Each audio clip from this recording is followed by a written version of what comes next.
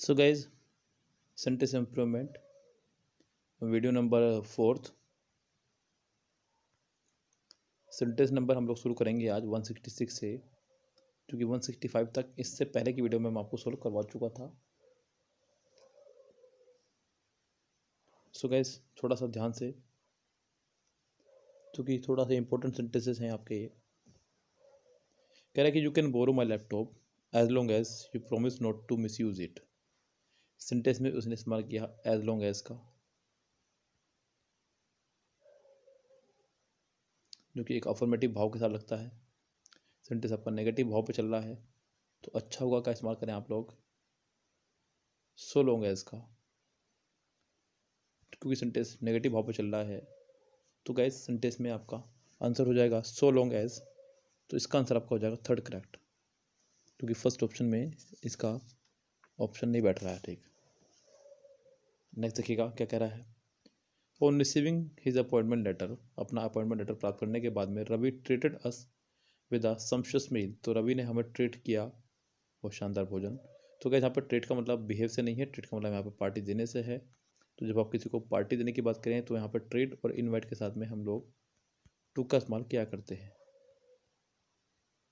तो सेंटेंस का आंसर हो जाएगा फर्स्ट ही करेक्ट। अगला है गो विद द टाइड, मतलब समाज के साथ चलना।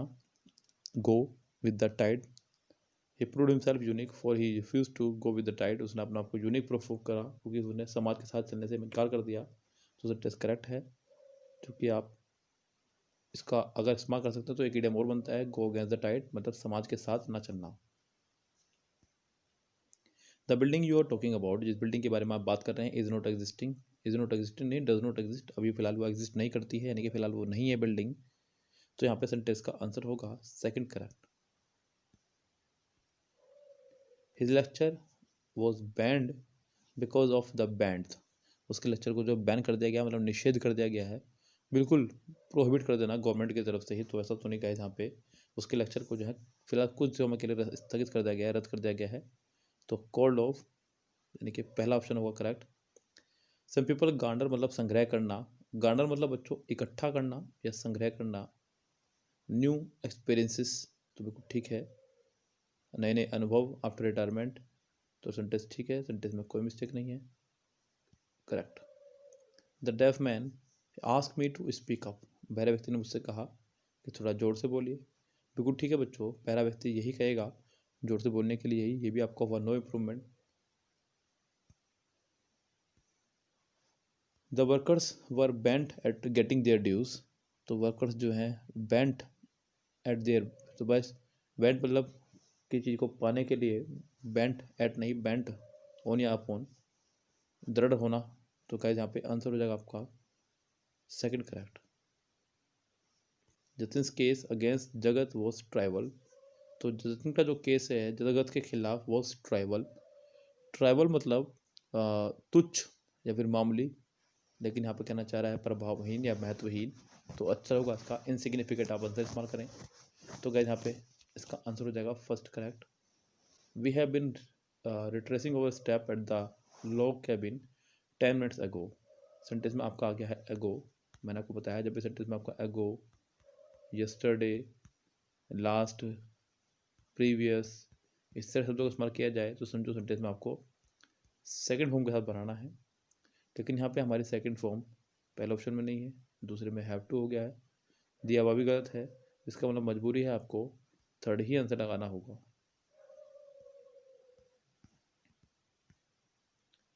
आगे कह रहा है हर एक्टिविटीज़ आर लिमिटेड ओनली। बच्चों लिमिटेड का मतलब ही काफ़ी है, सीमित तक है, तो ओनली की यहाँ जरूरत नहीं है। तो लिमिटेड टू सेंटेंस का आंसर होगा, इसका आंसर हो गया second correct. My sister doesn't have as much jewellery as my mother. मेरी बहन के पास उतनी ज्वेलरी नहीं जितनी मेरी माँ के पास। इसका मतलब मेरी माँ के पास मेरी बहन से ज़्यादा ज्वेलरी है। तो माई मदर है ज्वेलरी, मेरी माँ के पास ज्वेलरी है but not more than my sister. Sentence में ये कहना चाह रहा है कि मेरी माँ के पास ज्वेलरी लेकिन मेरी बहन से ज़्यादा नहीं, जबकि मेरी माँ के पास ज़्यादा ज्वेलरी है। My sister has too much jewellery, इसका कोई जिक्र सेंटेंस में नहीं हुआ है। अब आपकी मजबूरी है कि सिर्फ आंसर थर्ड ही लगाएंगे, बिकॉज फोर्थ में नो इम्प्रूवमेंट है। आपको इसे ठीक तो करना ही है सेंटेंस को। My mother has more jewellery than my sister, sentence का आंसर हो जाएगा थर्ड करेक्ट।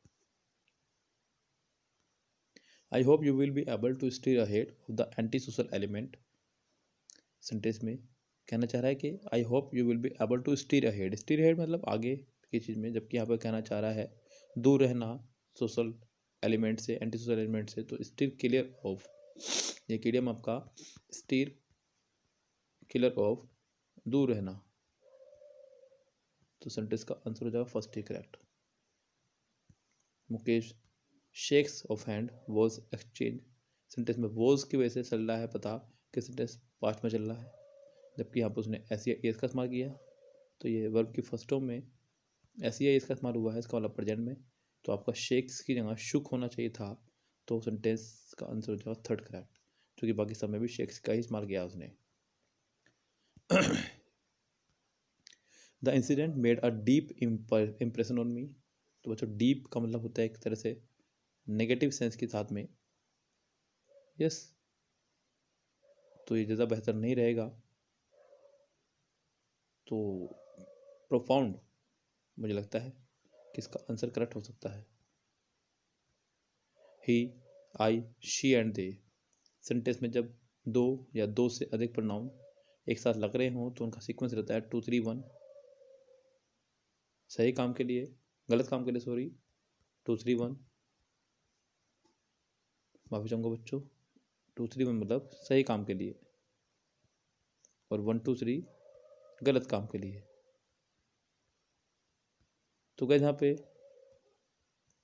कुक फूड खाना बनाया है, तो उसमें गलत तो कोई बात है नहीं, तो सही बात की है। सेंटेंस में सेकंड पर्सन कहीं नहीं आया है, सिर्फ थर्ड पर्सन और फर्स्ट पर्सन ही है, तो बच्चों थर्ड पर्सन आपका he, she, they and I, sentence का कुछ आंसर इस तरह होना चाहिए था, तो सेंटेंस का आंसर आपका हो जाएगा third correct.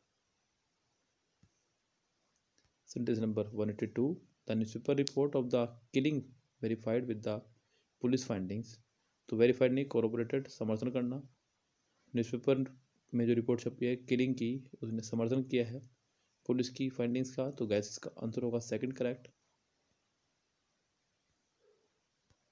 The saint said that man are mortal, बिल्कुल सत्य बात है बच्चों, ये मनुष्य नश्वर है, यानी कि सबको मरना है एक दिन, तो बिल्कुल सत्य वचन। इंग्लिश में एक इडियम होता है बच्चों होम ट्रूथ, जिसका मतलब होता है कड़वा सच, जो कि इसके लिए फिट बैठता है। डेथ कम्स टू ऑल, यानी कि मृत्यु सबकी आनी है, it is a home truth, ये एक होम ट्रूथ है, यानी कि कड़वा सच है, तो गैस इसका आंसर आपका हो जाएगा नो इम्प्रूवमेंट, यानी कि यहाँ पे कोई इम्प्रूवमेंट की गुंजाइश आपकी नहीं बचती है, क्योंकि एक होम ट्रूथ है, कड़वा सच है ये वाली बात जो उसने कही है यहाँ पे।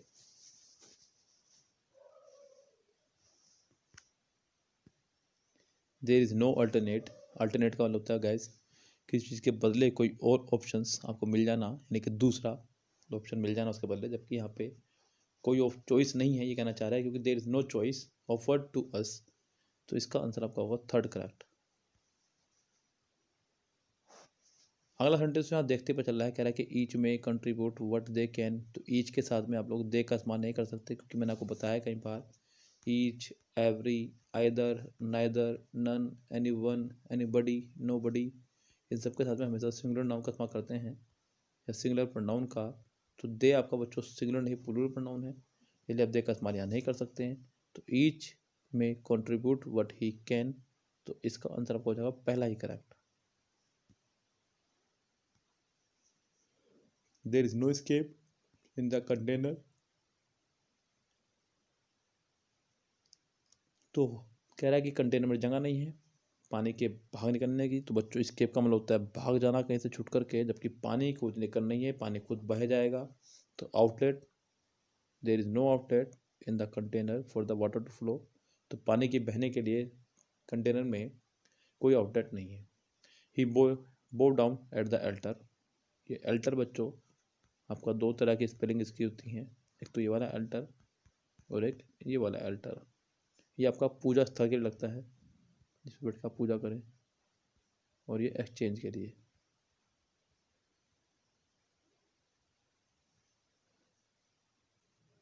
अदला बदली के अर्थ में,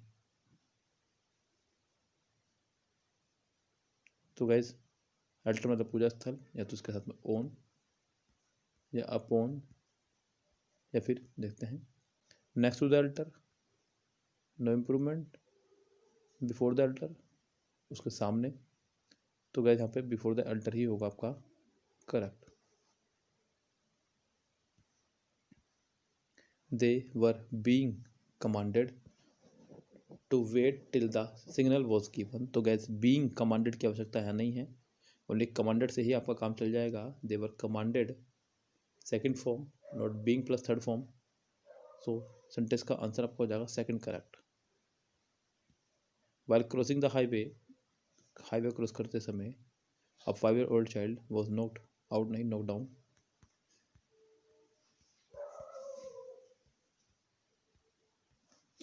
कुचल जाना। The climate of Shillong is somewhat like Kohima. जो शिलोंग का क्लाइमेट है वो कोहिमा के क्लाइमेट के जैसा है। तो कोहिमा के क्लाइमेट के जैसा, नोट कोहिमा जैसा। तो आपको अच्छा होगा कि कोहिमा में आप यहाँ पे एपोस्ट्रोफी एस लगा दें, और बच्चों गलती से भी एज मत लगा देना, क्योंकि अगर आप एज कोहिमा आप कह देंगे तो आपको यहाँ पे फिर वर्ब भी चाहिए होगी, ध्यान रखें। क्योंकि एज एक कंजक्शन है जिसे वर्ब की आवश्यकता है, लाइक एक प्रपोजन जिसे वर्ब की आवश्यकता नहीं है। तो गाइस यहाँ पे सेंटेंस में हो जाएगा सिर्फ answer fourth correct. John decided to go to the advocate general to clear his name. John ने डिसाइड किया कि वो एडवोकेट जनरल पे जाएगा अपना नाम क्लियर करवाने के लिए। बिल्कुल ठीक है सेंटेंस, कोई दिक्कत नहीं है। सेंटेंस हो जाएगा आपका no improvement. He could not be able. बच्चों कैन जो एक वर्ड है आपका, ये आपकी एबिलिटी को ही शो करता है, आपकी योग्यता को, क्षमता को ही शो करता है। तो इसके साथ में आवश्यकता नहीं है कि आप अलग से एबल वर्ड भी लगाएं। चाहे कैन हो चाहे कुड, आप इसके साथ में एबल अनेबल शब्द का इस्तेमाल नहीं कर सकते। तो आप यहाँ से या तो कुड हटाएं या फिर एबल, जैसा कि दोनों स्थिति में यहाँ नहीं है। नो इम्प्रूवमेंट भी सेंटेंस नहीं है।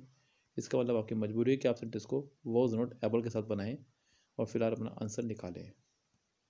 ड्यूरिंग हिज लॉन्ग डिस्कोर्स, अपने बहुत लंबे समय के बाद में ही did not touch that point. अभी तक भी उस पॉइंट पे वो नहीं पहुंचा है। तो गैस टच अपॉन यानी कि उस सीमा तक, जब कोई आप लिमिट तय कर दें तो आप अपॉन या फिर अप टू का इस्तेमाल करते हैं।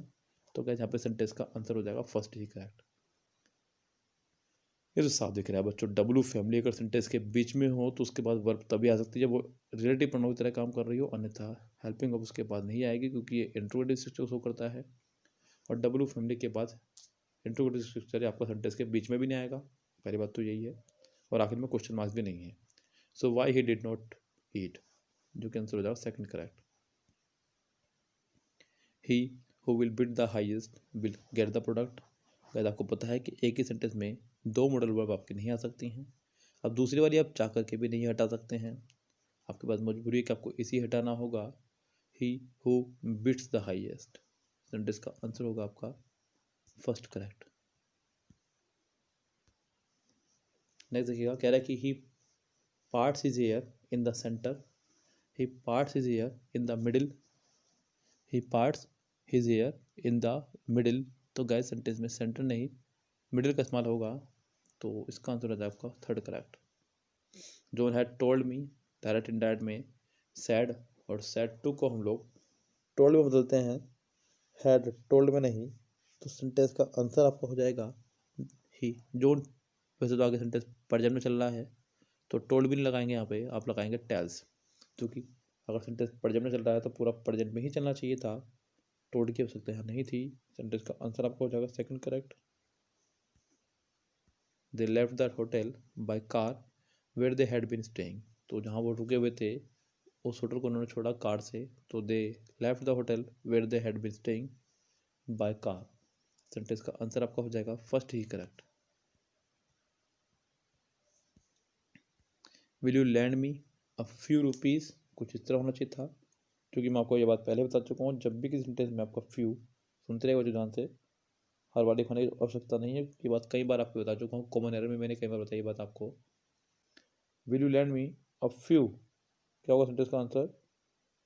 अ फ्यू, नॉट खाली फ्यू।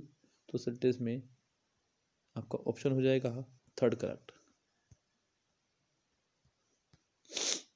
205 years ago आज से 5 साल पहले। आई एम सिटिंग, जी नहीं, आई एम सिटिंग नहीं, आई वॉज सिटिंग, क्योंकि बात हो रही है 5 साल पहले की, तो इसका आंसर भी आपको हो जाएगा फर्स्ट ही correct.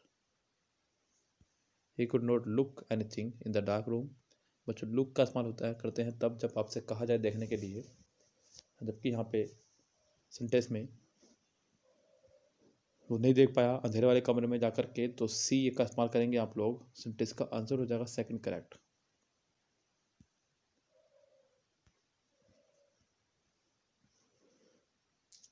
No one could explain how to calm and balance a person like him could penetrate. तो गाइज पेनिट्रेट मतलब पता लगाना, भीतर आना या जाना, जो कि यहाँ पर नहीं होगा। पहला ऑप्शन है आपका परपेचुएट, जिसका मतलब होता है बच्चों जारी रखना किसी चीज़ को। परपिट्रेट अगला ऑप्शन है आपका पाप करना। परसिपिटेट ऊपर से आ जाना। तो गाइज यहाँ पे इसका आंसर हो जाएगा आपका second correct. Anyone who would speak, ये आपका एक डिस्ट्रीब्यूटिव प्रोनाउन से बना है सेंटेंस, तो इस सेंटेंस में नहीं है कोई प्रॉब्लम, ये सेंटेंस आपका करेक्ट है। He found a wooden broken chair, ये आपका दोनों ही एडजेक्टिव हैं, लेकिन यहाँ पे एडजेक्टिव ऑफ फॉर्मेशन के हिसाब से पहले एडजेक्टिव आपका ब्रोकन आएगा, फिर उसके बाद में आपका एडजेक्टिव आएगा wooden. He found a broken wooden chair, उसको मिली एक लकड़ी की एक टूटी हुई लकड़ी की चेयर।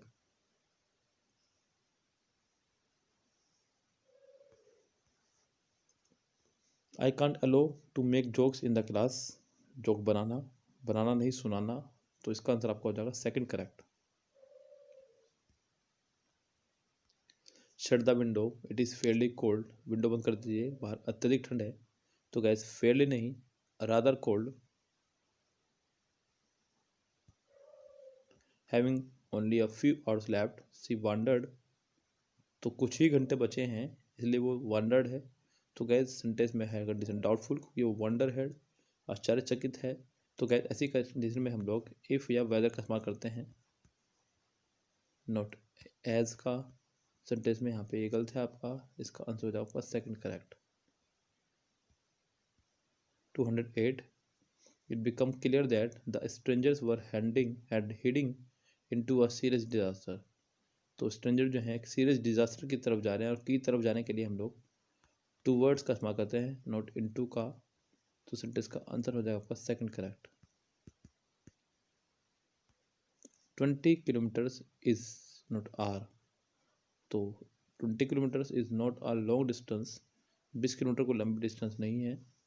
आंसर हो जाएगा पहला ही correct. I adopted a new method to solve the problem, मैंने एक नया मेथड अडॉप्टेड किया है। तो यहाँ पे जो अडॉप्टेड उसने लगाया है ये आपका ADA वाला है, जिसका मतलब है अनुकूल बनाना, किसी चीज़ को अपने अनुसार ढालना, अनुकूल बनाना। अडॉप्टेड मतलब होता है पैदा करना या फिर गोद लेना, तो गैस अपनाना, इसका आंसर हो जाएगा सेकंड करेक्ट। और गैस छोटी छोटी वीडियोस 20 से 25 मिनट की ज़्यादा अच्छा रहेगा बड़ी बड़ी वीडियो बनाने के मुकाबले। तो गैस आज की वीडियो में इतना ही, मिलते हैं नेक्स्ट वीडियो में 211 सेंटेंस के साथ, आगे की बात करेंगे। तब तक के लिए लेता से विदा, goodbye, have a nice day.